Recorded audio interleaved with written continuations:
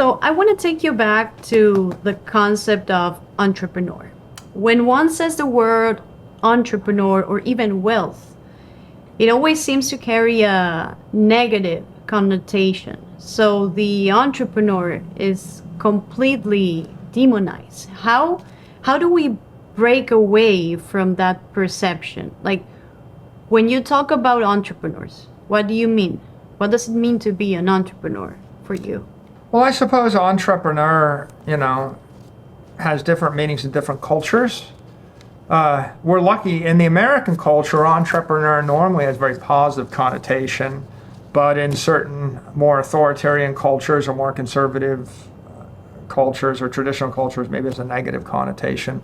An entrepreneur is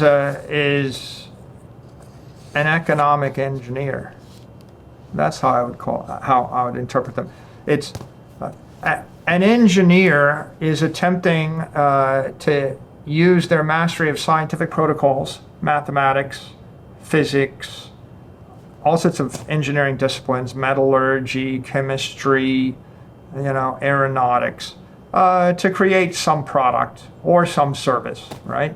Whether it's clean water, whether it's an X-ray machine, whether it's an airplane, whether it's Henry Ford's car, automobile, right? The engineers are creating something, and they're doing that in humble submission to the laws of nature. Water won't go uphill, right? Mm-hmm. not without some serious engineering. Ships that are unstable capsize and sink. Unsuccessful entrepreneurs create products that don't work, right? So the first element is you have to successfully engineer a product or a service. And in that regard, it's admirable. I mean, that's why we like Henry Ford. That's why we like John D. Rockefeller, because John D. Rockefeller came up with Standard Oil, a barrel of oil, and we take it for granted, but the oil didn't explode in your face and burn your house down. That's why it's Standard Oil meant that it wasn't likely to explode in the lamp, and it wasn't likely to be a health risk. And that mattered at a time when people would die if it wasn't, right? If you go to the Hershey's factory, the Kraft factories, they were the early clean engineering experts to actually create ketchup or create food, put it in a bottle, and then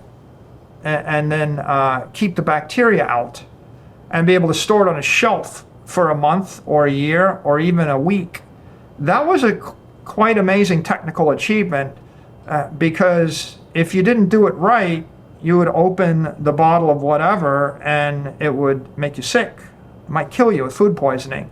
And so the original branded food, it was important because if I saw the brand, it meant that the food probably wasn't rotting or, the food was safe to eat. And we take it for granted today because all food's safe to eat. We're really good at it now.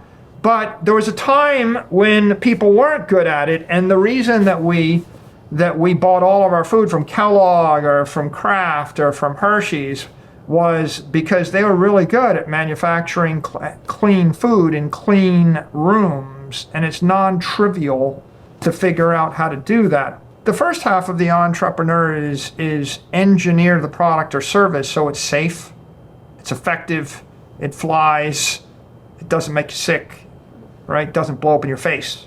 The second element of being successful entrepreneur is the economic engineering part. How do you manufacture the product for less than it's worth?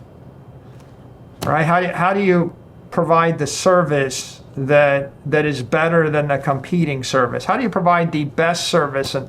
And that means struggling with the issue of how much labor do you employ and what, is it better to produce the food with expensive, inputs or with cheap inputs? And what does the market think and what do the customers think? So I think entrepreneur sometimes just means anyone who's an economic adventurer, right? So I start with 1 million of them. The successful economic adventurer, that means the winner. And the winner had a good product, but also produced a good product at the right price in the right way. And the thing that's admirable about them is they have to master not just engineering, but economics. Practical economics, not theoretical, ideological economics. they teach you things in school that just aren't true, right? And they'll be like, well, in school, just tell the people that work for you to do blank. And then you go in the real world and tell the people that work for you to do blank, and they get up and walk out and quit. And then the factory shuts down, right? And then your best customer quits you, and then you go back, and then the bank calls your loan, and you get bankrupted, and the company fails because you did something that you read in a book somewhere.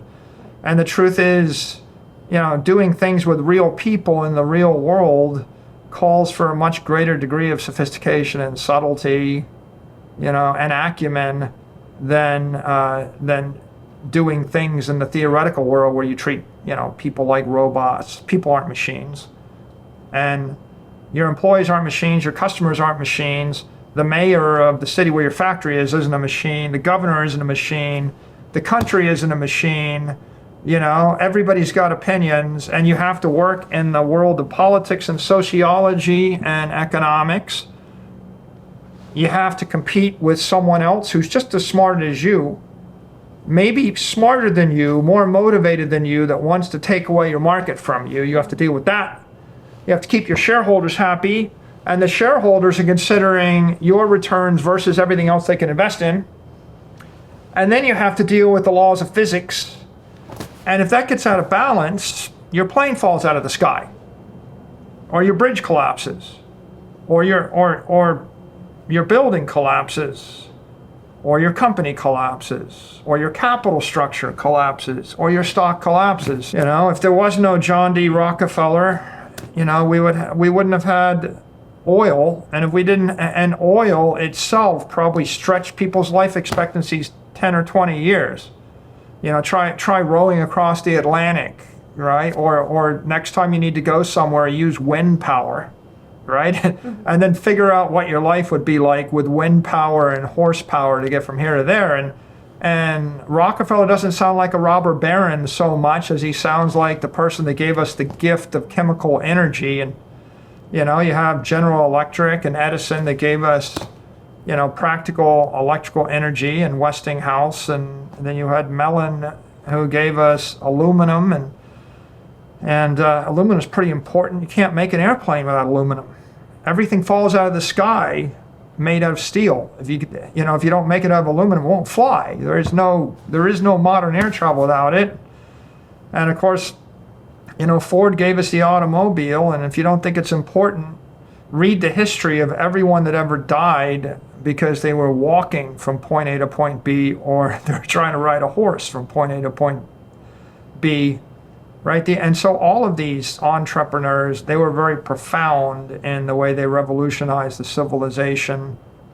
And they all mastered engineering and economics in a very difficult, chaotic political world and competitive economic world in order to bring us to where we are today. And again, many people take those achievements for granted. But let's move to philosophical ideas. But first, can you talk about the role of science fiction and fantasy novels in shaping your thoughts about yourself and the world?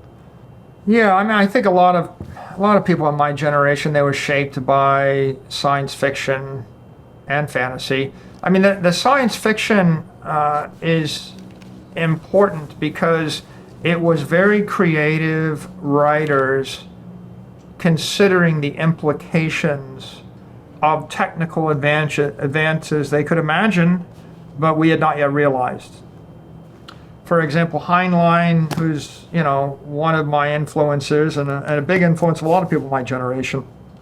He wrote "Have Spacesuit Will Travel" and "The Moon is a Harsh Mistress" and "Time Enough for Love" and a bunch of other things. And he talks about artificial intelligence back in the 60s and the 70s. What happens, if it takes over?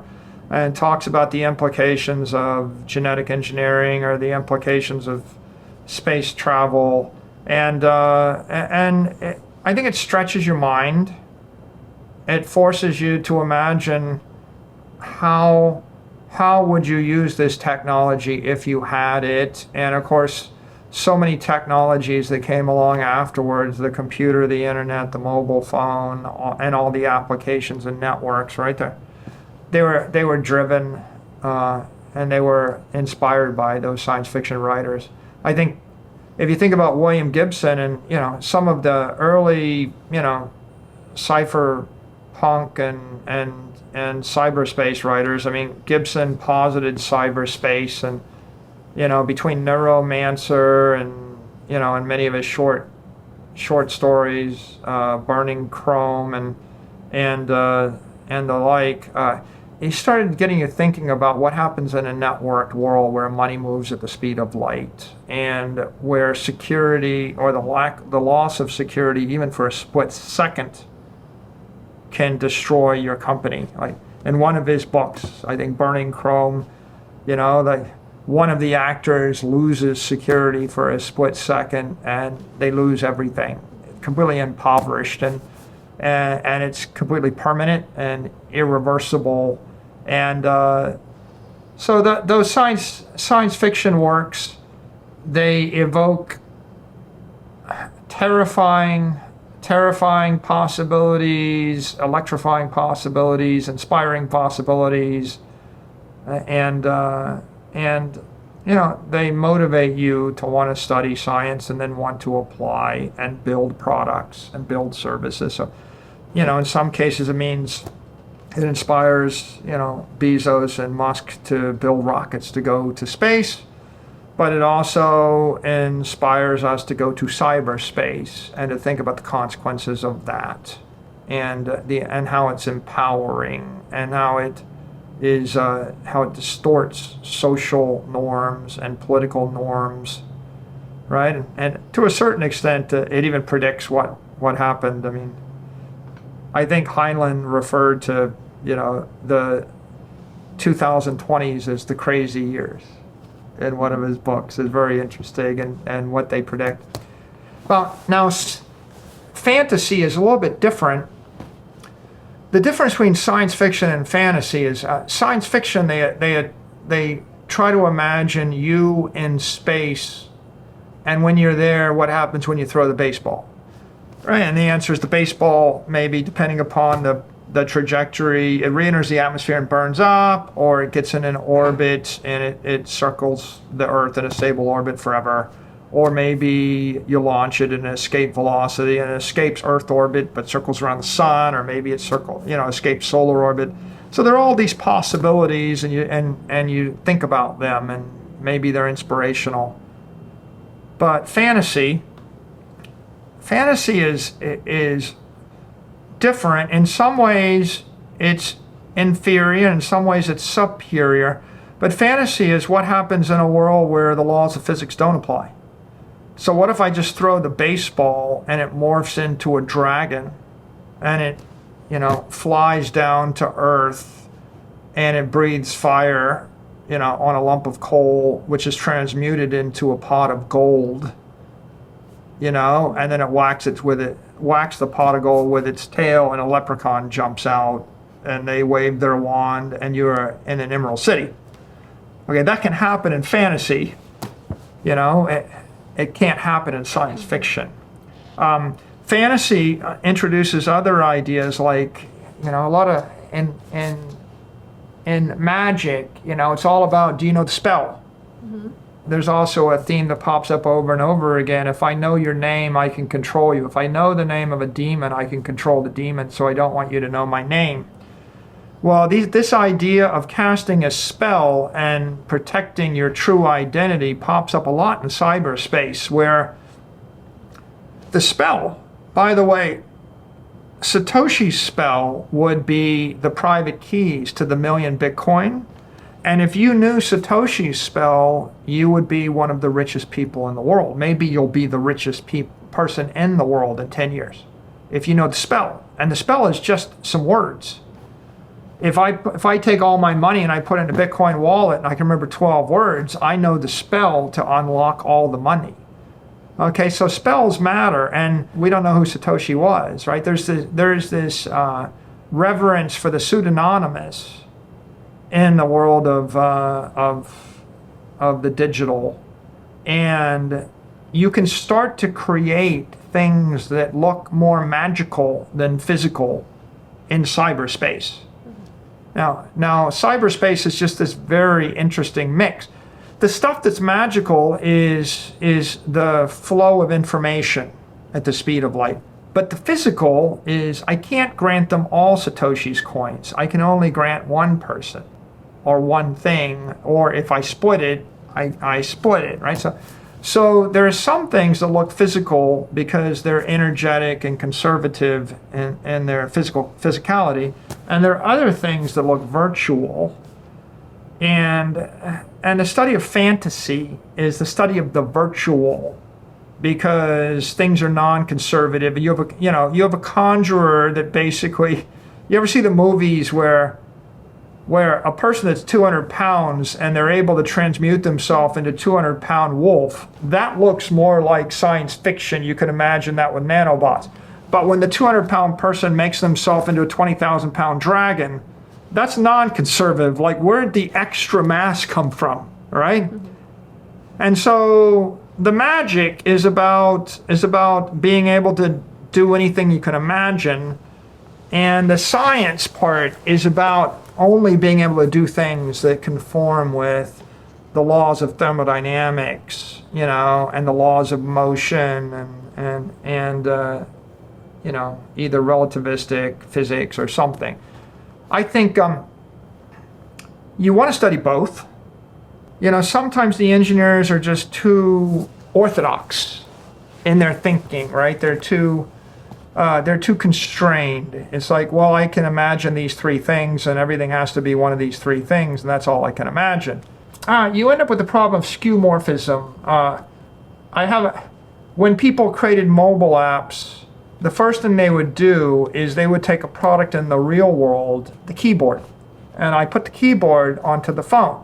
But then you realize that, it's got no mass, but it's not that much better than a physical keyboard, and maybe it's worse than a physical keyboard. In the fantasy world, wizards don't type on keyboards when they want to give an order.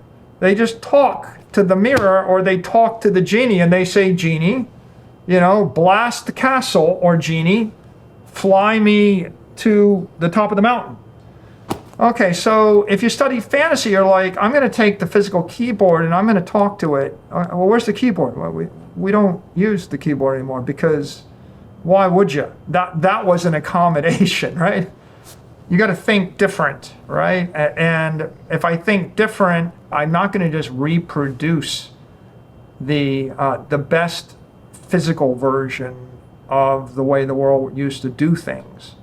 I'm going to actually reimagine it, and that takes you to, mirror, mirror on the wall, who's the fairest of them all?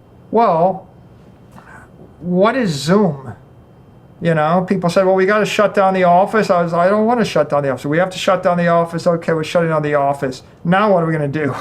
Well, we tried the first technology. It doesn't work that well. We discard it. We try the second technology. It doesn't work that well. We discard it.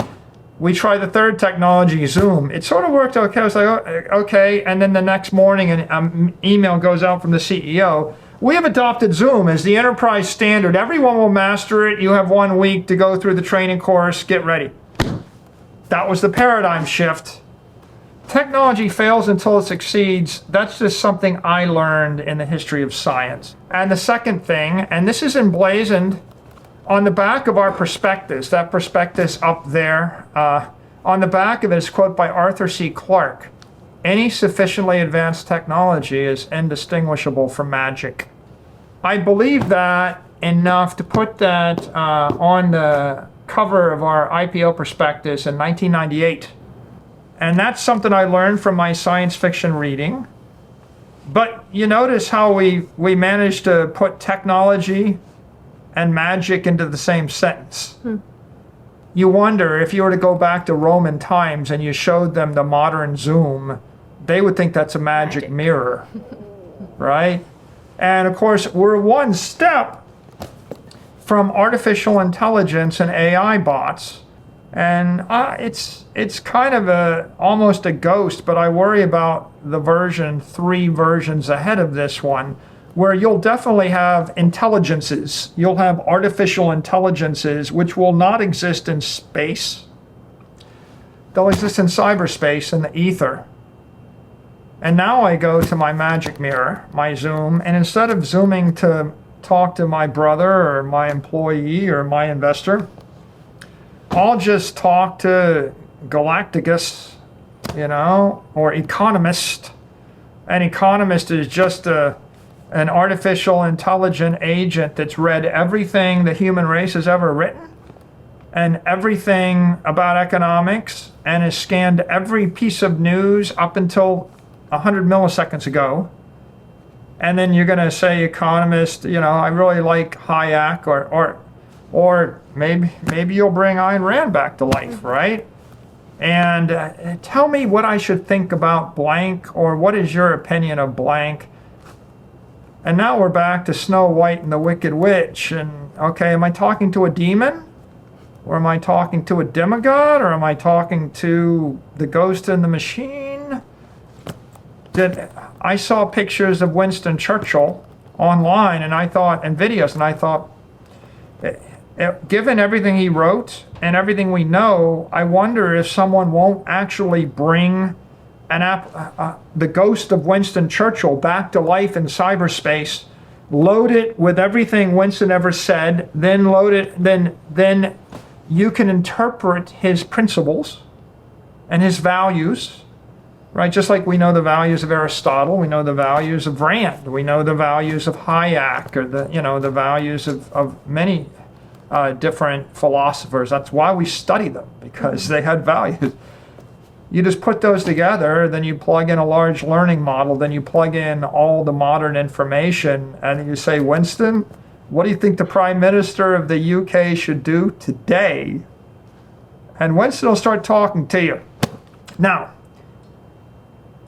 does it sound like I'm meandering, or is it possible that I have been inspired by a combination of the readings of fantasy, the readings in science fiction, the observation that advanced technology is indistinguishable from magic, and the thought that, maybe I can... What do you do in magic? You bring things back from the dead. There are a lot of fantasies, fantasy books where people have the power to talk to the dead.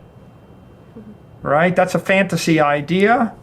But, at some point, you start to bend time and space. Right? There's a fantasy in the Game of Thrones. Bran Stark can actually move through time and space and go back and see anything, and he can actually tilt it. Well, when you pull up YouTube and enough video and you say, well, I want to know what it was like to live in Florence in the 14th century, it'll actually sift through everything and find someone that created an instructional video or simulation on Florence in the 14th century.